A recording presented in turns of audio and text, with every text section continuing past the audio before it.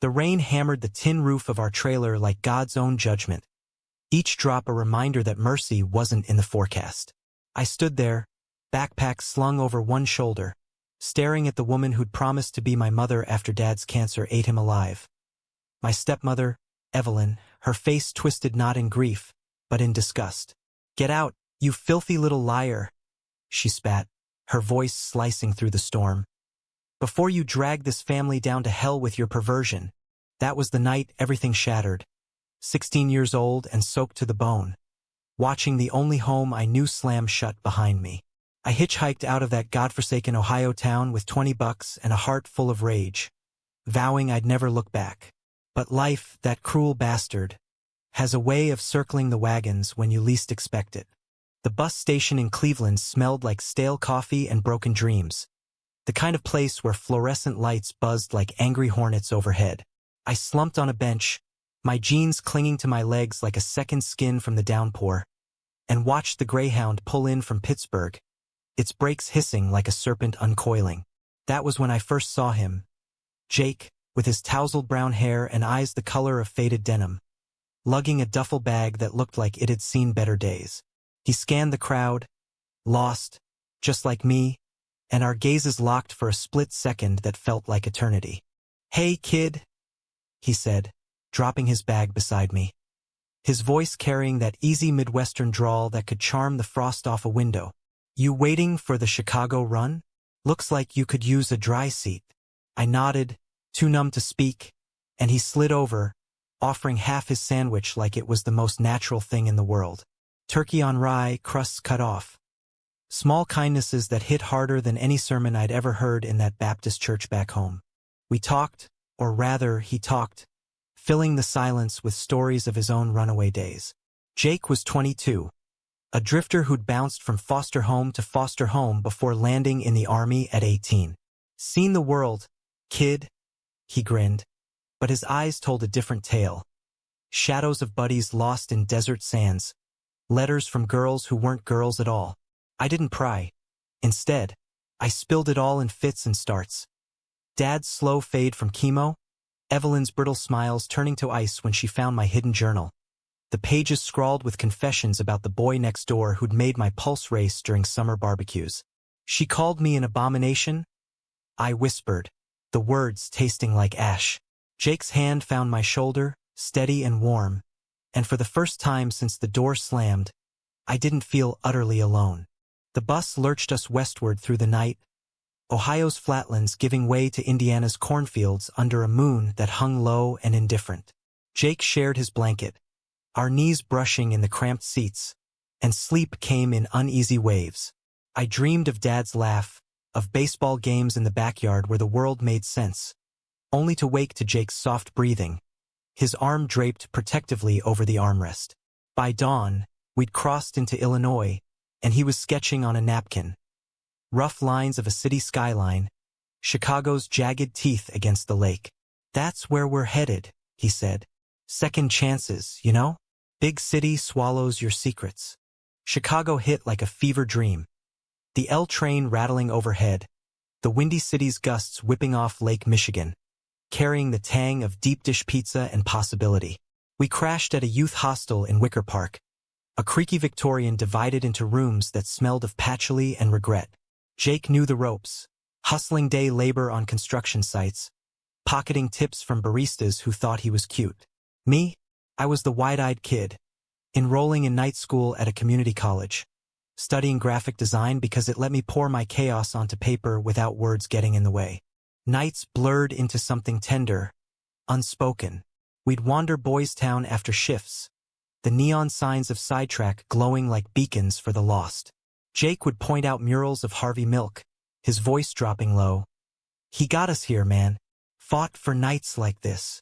One evening, under the rainbow pylons, he bought me a rainbow pin from a street vendor, fastening it to my jacket with fingers that lingered. "Wear it proud, Alex," he murmured, and my name on his lips felt like absolution. But pride was a fragile thing. Evelyn's letters started arriving, poison pens disguised as concern. "Your father's grave weeps for the son he lost." One read, the paper crisp as her judgment. I burned them in the hostel's communal sink, the flames dancing like the fury I couldn't voice. Jake held me through the sobs, his embrace a harbor in the storm. "She's wrong," he'd whisper, tracing circles on my back. "You're enough. More than enough." Months turned to a year, and Jake's sketches evolved into something real. A small graphic tea shop in Andersonville, funded by his discharge bonus and my endless mock-ups. Alex and Jake's Inc. The sign read, our names intertwined like vines. Customers trickled in. Drag queens commissioning fierce logos. Dads buying tees for pride parades. It was ours, built from scraps and sweat. A testament that survival could bloom into something beautiful. Yet shadows lingered. Jake's nightmares woke us. Flashes of IEDs and foxholes, his body rigid beside mine. I'd pull him close, murmuring nonsense about lakefront sunrises, until his breathing evened. In those moments, love crept in, quiet as fog off the water.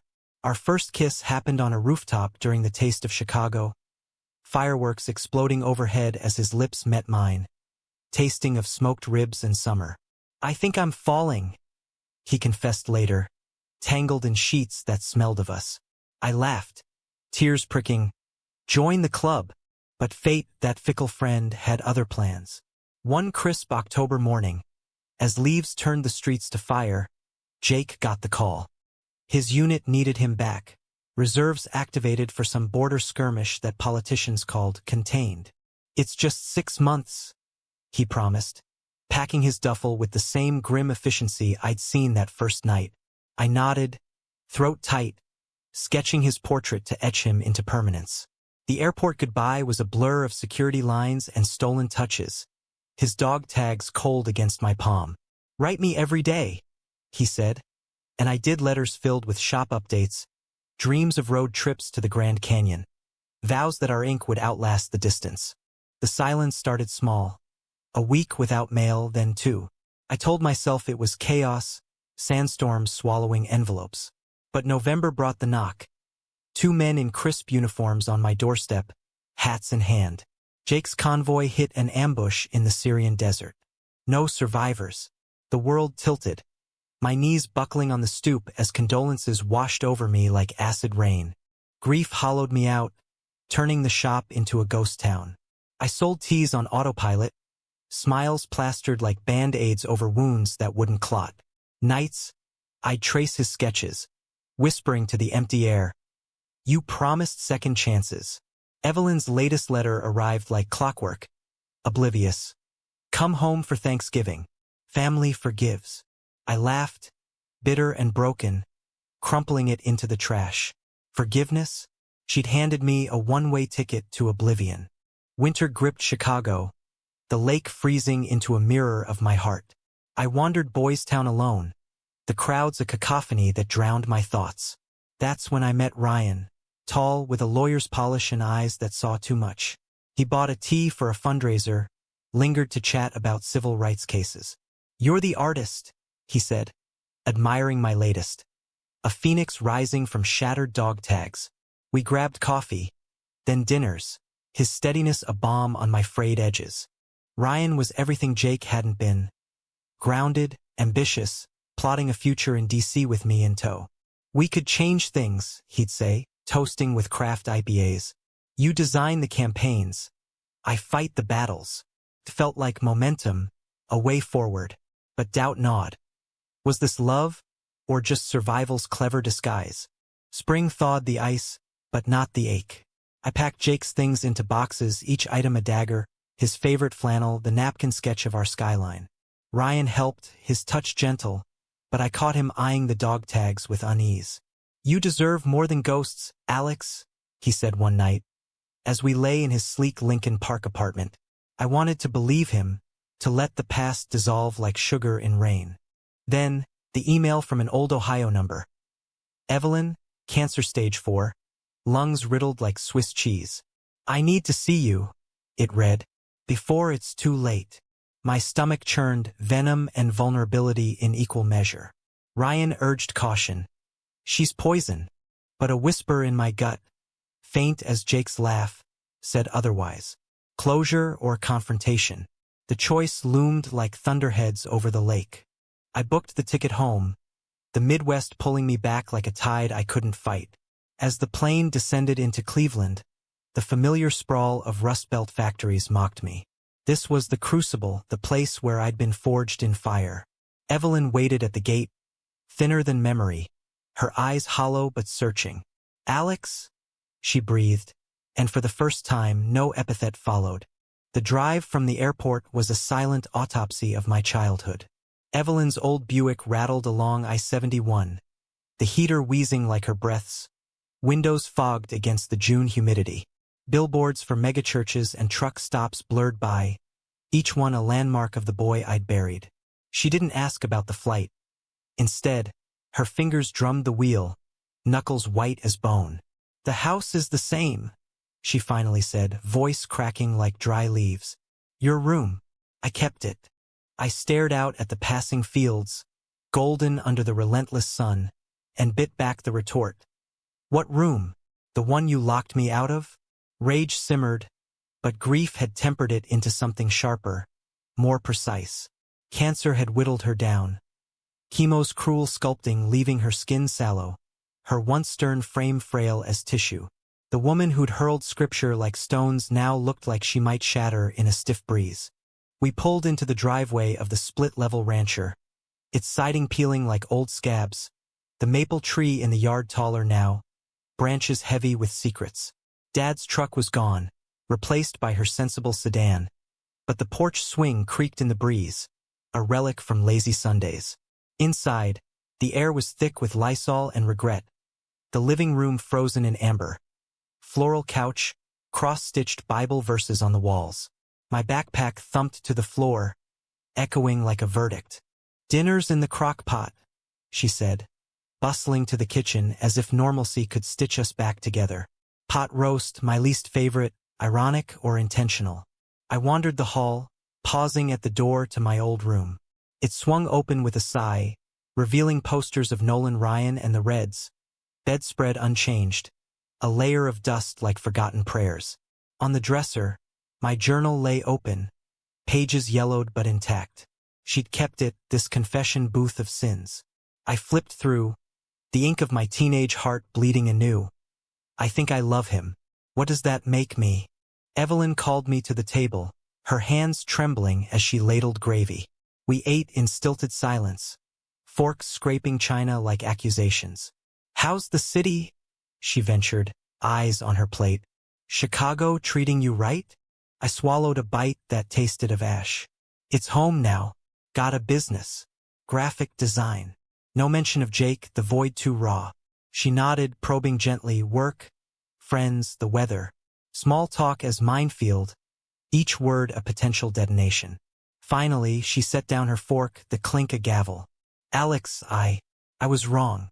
About everything." The admission hung there, fragile as spun glass. I wanted to hurl it back, to list the nights under bridges, the hunger pangs that clawed deeper than any sermon. But her eyes, Dad's eyes, soft and pleading, held me. "Why now?" I asked, voice steady as I could manage. "Cancer's a hell of a confessor." She winced, dabbing her mouth with a napkin. "It's not just that. Dreams, mostly. You standing in the rain, calling for me. And your father.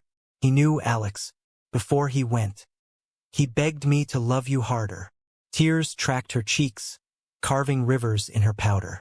I froze, the world narrowing to that revelation. Dad knew? The man who'd tousled my hair, taught me to throw a curveball. He'd seen the truth in my stolen glances and held it close? We cleared the table in truce, her stories unfolding like reluctant petals. Turns out, Evelyn's own youth was a cage of secrets. A brother lost to AIDS in the 80s. Whispers in their conservative clan that branded him cursed. She'd buried that grief under layers of piety, marrying Dad for stability, raising me as her redemption. "When I found your journal," she confessed, washing dishes with mechanical precision, "it was like seeing him in you, the fear. It swallowed me whole. I leaned against the counter, arms crossed like armor. Fear made you throw me away, like trash." The words landed, and she crumpled, sobs racking her frame. For a heartbeat, I stood there, the chasm between us vast as Lake Erie. Then, something cracked, pity or forgiveness's first bud. I crossed the linoleum, awkward as a colt, and pulled her into a hug. She smelled of lavender and hospital corridors, her body trembling against mine. "I'm sorry," she whispered into my shoulder. "My boy, my beautiful boy." That night, sleep evaded me. The house's creaks a symphony of ghosts. I slipped out to the porch swing, the chains groaning under my weight, and lit a cigarette. Jake's habit, picked up in solidarity. Stars wheeled overhead, indifferent witnesses. Ryan texted from Chicago, "Everything okay? Miss you." I typed back platitudes, but my thumb hovered over Jake's old number, now a memorial in my contacts. What would he say? "Let it go, Alex, or it'll go without you." Morning brought uneasy alliance. Evelyn insisted on a drive to Dad's grave, the cemetery a quiet sentinel on a hill overlooking the Cuyahoga Valley. We placed daisies, his favorite, on the granite marker, her hand finding mine as we knelt. "He'd be proud," she said, voice thick, "of the man you became." Lies or truths, the line blurred in the dappled shade. Back home, the mail brought a curveball. A package from the army, Jake's effects forwarded after all this time. I tore it open in the garage, Evelyn hovering like a shadow. Medals, a journal of his own. Entries from the front, my name woven through like a prayer. "Alex's laugh keeps the dark at bay. If I don't make it, tell him he's my forever." And photos. Us at the shop's opening, grinning like fools. Rooftop kisses under fireworks. Evelyn gasped, fingering a snapshot. "This was your Jake," I said, voice breaking. "He was everything." She sat beside me on the oil-stained concrete, listening as the floodgates opened. Our meeting, the love that bloomed fierce and fast, the ambush that stole him. She didn't flinch at the gayness of it. Instead, her hand squeezed mine. "Love like that is holy, Alex. I was blind. But blindness has echoes." That afternoon, Ryan called, his tone clipped. "Found something in your drawer." Letters from her. I'd left Evelyn's missives behind, careless. "It's complicated." I started, but he cut in, voice rising. "Complicated? Or are you running back to the woman who broke you?" Accusations flew me, uncommitted. Him, possessive. The line went dead, a casualty of distance and doubt. Evelyn found me on the porch again, dusk painting the sky bruise purple. "Trouble in paradise?" she asked, settling beside me with a sigh. I spilled it, the words tumbling like confessions. She listened, then, "Love isn't a ledger, son. It's grace. Give it room to breathe." Wisdom from the unlikeliest oracle. The next days blurred into routine. Chemo runs to the clinic, her retching in the bathroom while I brewed ginger tea. Evenings of board games, her laughter rusty but real as we battled Monopoly empires. She shared photo albums, Dad's youth beaming from faded prints, and I sketched her portrait, fierce lines softening to vulnerability. For the first time, the house felt less like a prison, more like a bridge. Yet undercurrents stirred. A neighbor, Mrs. Hargrove from church, dropped by with a casserole and side eyes, her Bible study smile not reaching her eyes. "Evelyn, dear, we've prayed for Alex's wayward path." Evelyn stiffened. Then, "Alex is my son, Harriet. Gay or not, he's family. And your prayers? Saving for the mirror." The door shut with finality, and we ate the casserole in triumphant silence, her rebellion a gift. Ryan's texts dwindled to embers, then ash. One night, as fireflies danced in the yard, I called. "I need space," I said, the words a knife's edge, "to heal this." His silence stretched.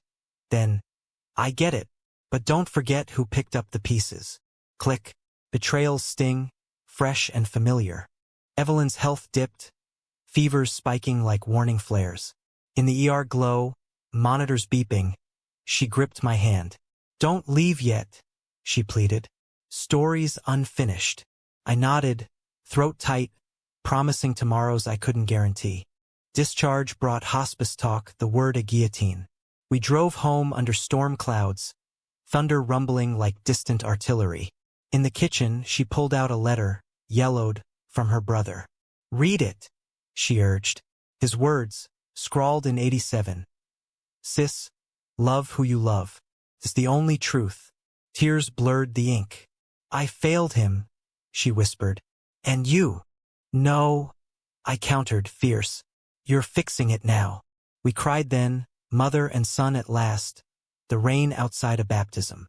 The climax brewed. A call from Chicago. The shop burglarized, design stolen. Ryan's firm implicated. His ambition twisting into sabotage.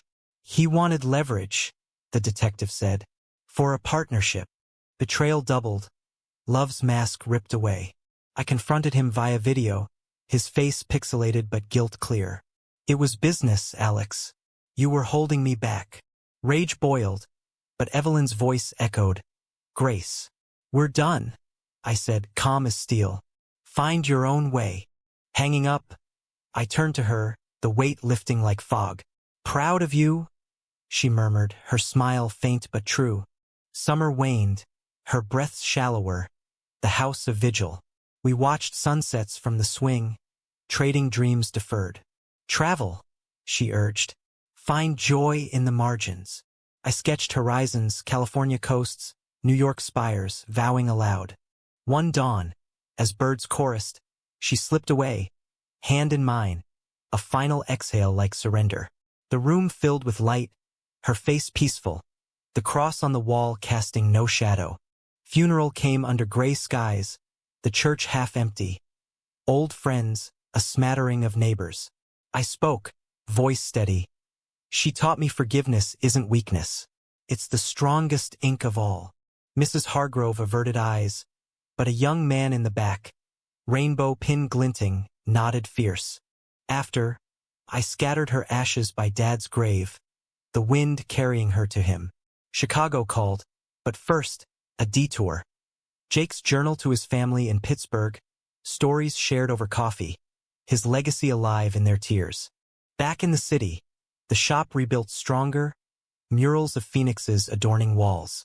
Ryan faded to footnote, a lesson in boundaries. And me? I dated slow. A barista with kind eyes, walks along the lake, learning love's rhythm anew. Years later, at a pride parade, rainbow flags snapping like sails, I spotted a sign, "Forgive to live." Evelyn's words, etched in my soul. She couldn't believe the man I'd become. Strong, whole, unashamed. But I could. And in that belief, grace bloomed eternal. The flight back to Chicago was a red-eye reckoning, the cabin lights dim as my resolve. I clutched Jake's journal like a talisman, its pages dog-eared from rereads, each entry a breadcrumb leading from grief to grit. Evelyn's death had carved space in me. Not emptiness, but room for roots to delve deeper. The city greeted me with its familiar roar, horns blaring on Michigan Avenue, the lake's choppy waves mirroring my churn. The shop waited, windows taped over from the break-in, but a chalkboard sign from loyal customers read, "Alex, we're inked with you. Rebuild." Inside, the chaos hit. Drawers ransacked, hard drives wiped. My Phoenix sketches scattered like confetti from a cruel party. I sank to the floor amid the debris, dust motes dancing in slanted sunbeams, and let the sobs come, raw, unfiltered, for Jake, for Evelyn, for the boy who'd run from rain into reinvention. That's when Marcus walked in, the barista from my corner spot, his apron still dusted with flour. "Heard about the mess," he said, locking the door behind him. "Brought reinforcements. Bags of takeout Thai, a toolkit, and that smile crooked, contagious." We sorted through the wreckage that afternoon, Marcus's chatter a lifeline. Tales of his abuela's tamales, his coming-out debacle at a family reunion involving spilled sangria and zero disownments. "Proud lineage," he grinned, taping a ripped design. His presence was easy, like slipping into worn jeans, no pressure, just presence. By dusk, we'd salvaged half the inventory, and over pad thai on the counter, he asked about Ohio. I hesitated, then poured it out. The hook of rain and rejection, Evelyn's late-blooming grace, the journal that bridged our chasm. Damn, he whistled. Chopsticks paused. That's novel-worthy. But you're the hero arc. Laughter bubbled up, surprising me, and for a moment, the shop felt holy again. Sanctuary, not just storefront. Word spread like wildfire through Boystown's grapevine. The next week, volunteers flooded in, drag performers hauling lumber, lawyers, not Ryan's ilk, offering pro bono advice. Even a tattoo artist inking free phoenixes on forearms as rebuild tats. The burglary made local news, a queer-owned business targeted amid rising hate crimes, and donations poured in, checks and Venmo pings turning deficit to surplus. I redesigned the space. Walls of reclaimed wood etched with customer stories, a corner memorial for Jake with his napkin sketch framed under glass. Ryan's fallout simmered in the background. His firm's partners cut him loose after the detective's report. Embezzlement dressed as aggressive acquisition. He emailed apologies, laced with excuses. Pressure from the top. Panicked. We were good, Alex. I deleted without reply, blocking the number. Betrayal's lesson? Trust is ink permanent but erasable with effort. Marcus, sensing the shadow, left notes in my coffee runs. You're gold, not ghosted. Small anchors in the tide. Summer deepened, pride's afterglow lingering in street art and lingering hugs. Evelyn's estate settled simply. The house sold, proceeds to a youth shelter for LGBTQ runaways. Evelyn's Bridge.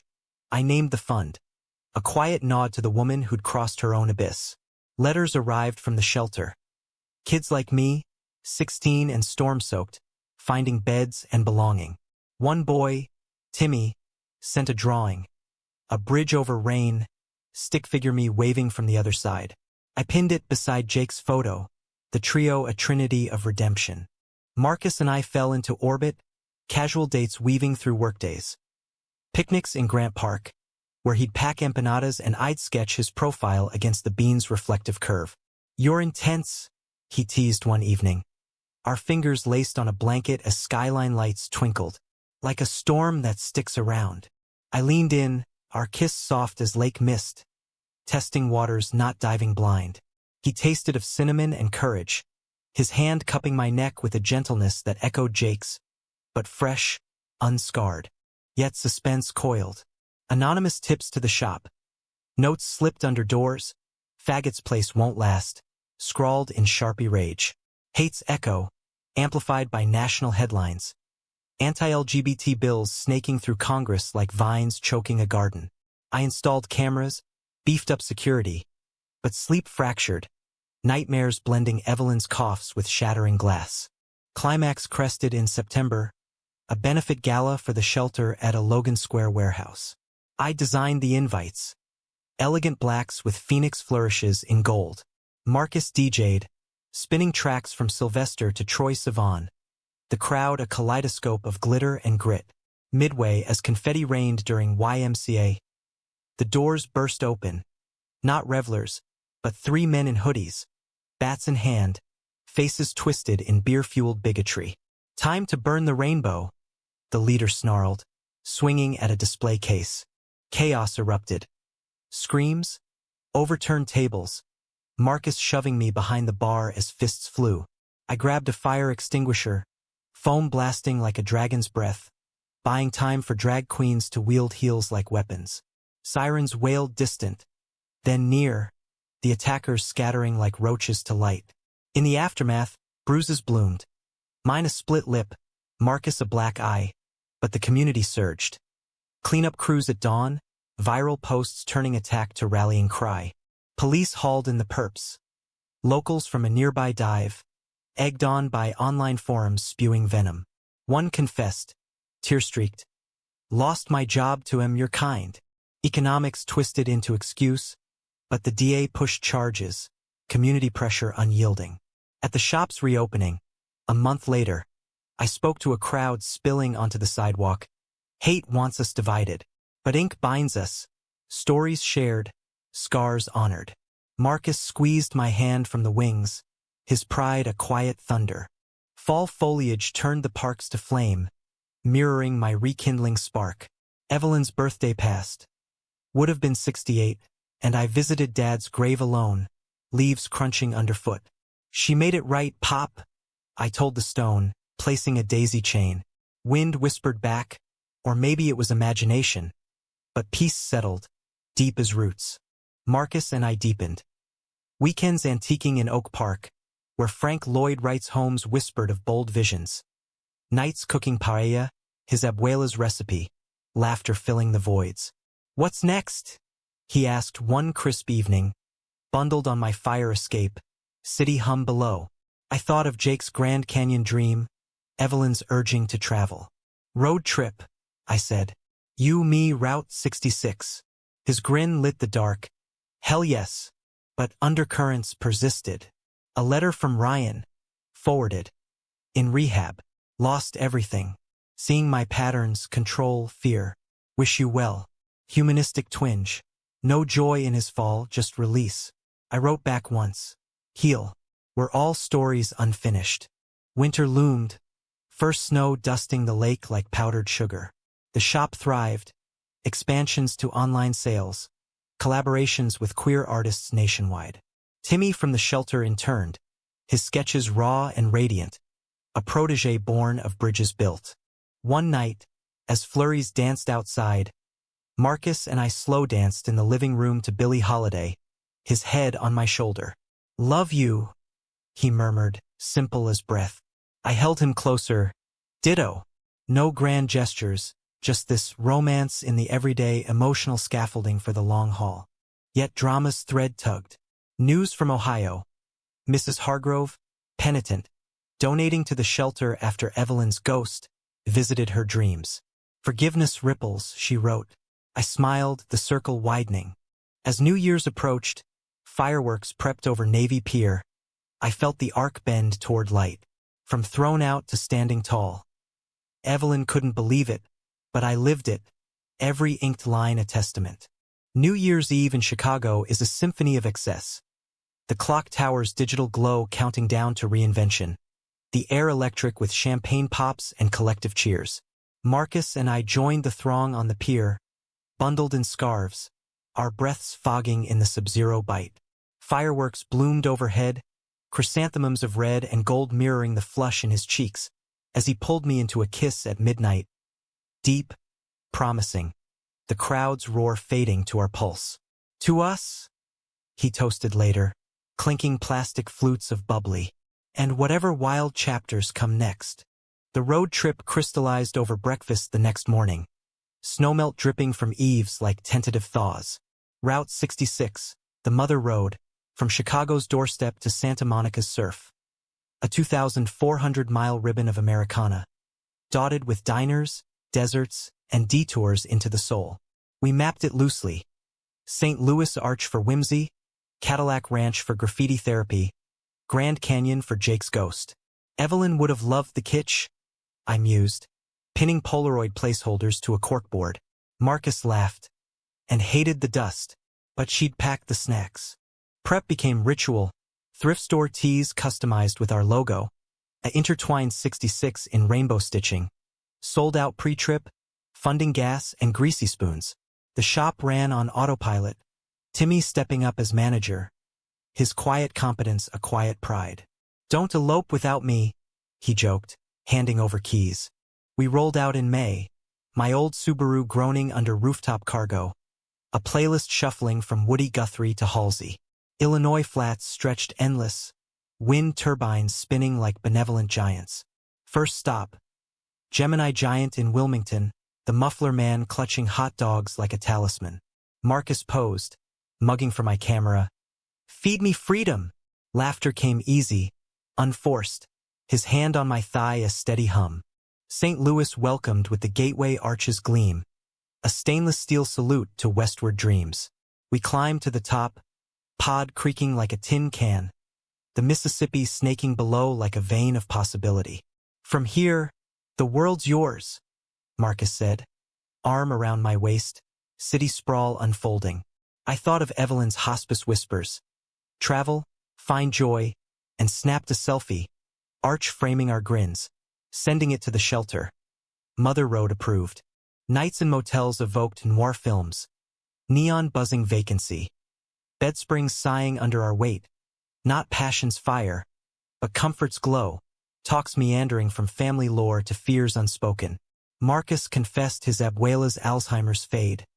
The ache of stories slipping away. Makes me hold tighter, he said, tracing my collarbone. I shared Jake's letters, reading aloud by lamplight. Alex, you're my North Star in this sand. Vulnerability bridged us, deeper than miles. Oklahoma's panhandle brought dust devils and doubt.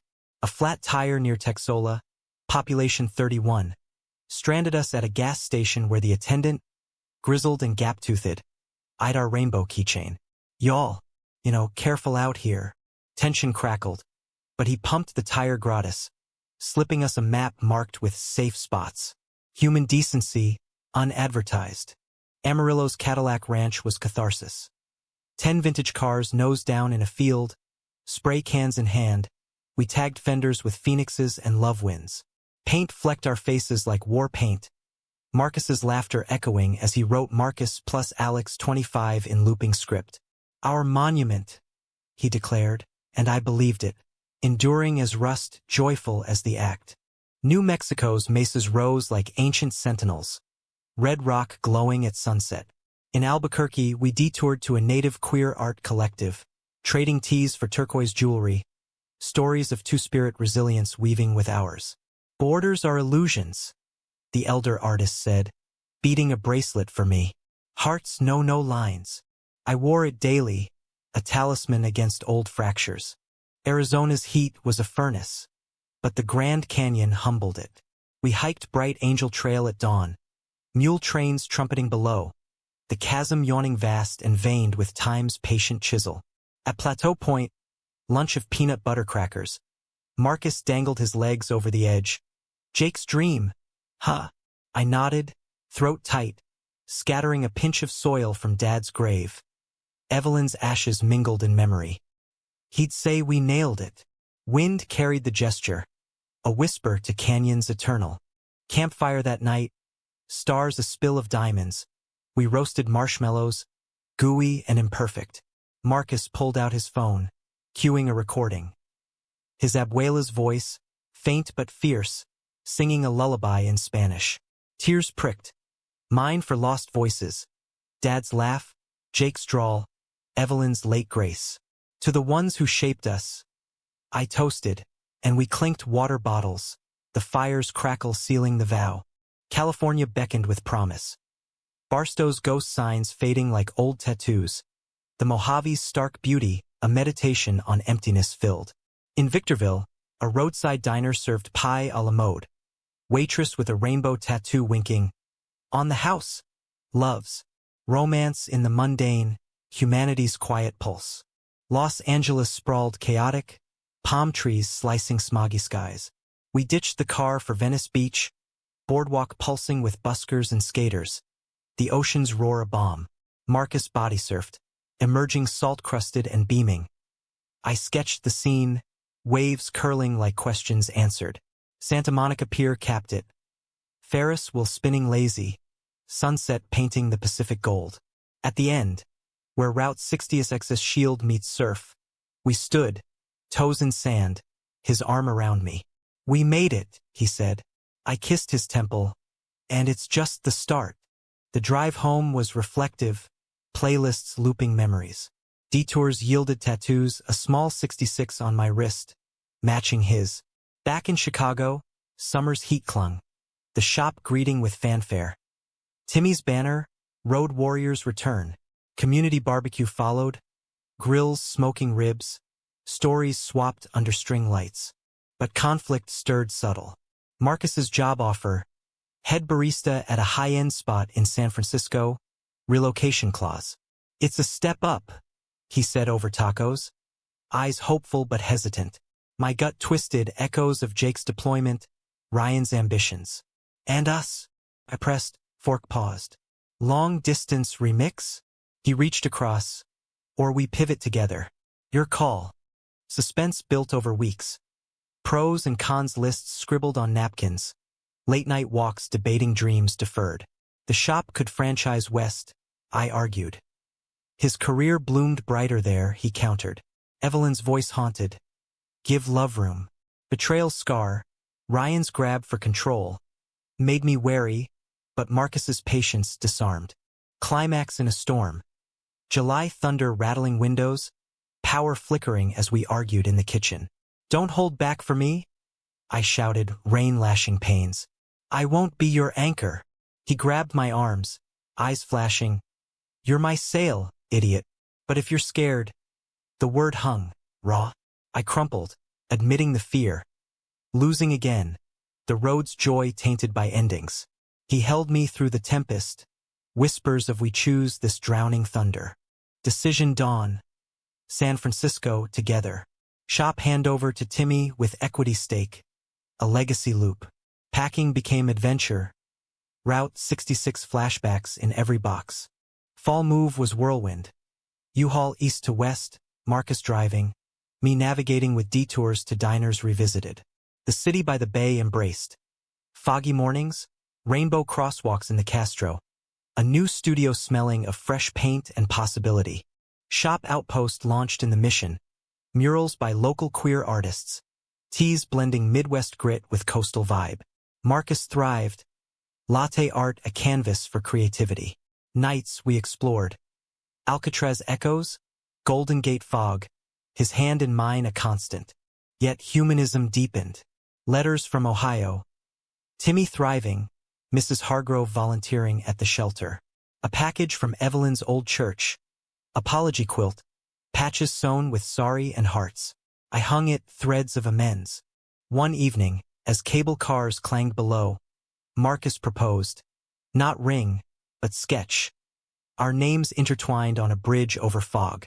Build with me. Simple, profound. Always, I said, sealing with salt air kiss. Years folded. Shop chained to 3, Marcus's cafe empire budding. Our home a Victorian flat with bay views. Jake's memorial expanded. Scholarship for vet artists. Evelyn's fund saved hundreds. Bridges built. At 35, pride in SF, floats thundering. I spotted a kid, 16. Rainbow pin new, eyes wide. Handed him a tea. Wear it proud. His grin, worth every mile. Evelyn couldn't believe. From outcast to this tapestry of love, woven resilient. But I did. And in that faith life unfurled, generous and gay. San Francisco's fog is a lover's breath. Cool. Enveloping, promising secrets in its swirl. 5 years in, and it still startles me awake at dawn. Curling through our bedroom window like an invitation to dream larger. Marcus stirs beside me, his curls tousled against the pillow, murmuring about inventory before the alarm chimes. Our flat in No Valley, with its gingerbread trim and herb garden on the fire escape, feels like culmination. Not endpoint, but vista. The chain, Alex and Marcus Inc., rebranded in Unity, spans now. Chicago flagship under Timmy's sure hand, Mission outpost buzzing with muralists, a pop-up in LA's WeHo testing waters. Designs evolve. Eco-tees from recycled sails, collabs with trans poets etching verses into fabric. Revenue funds the fund.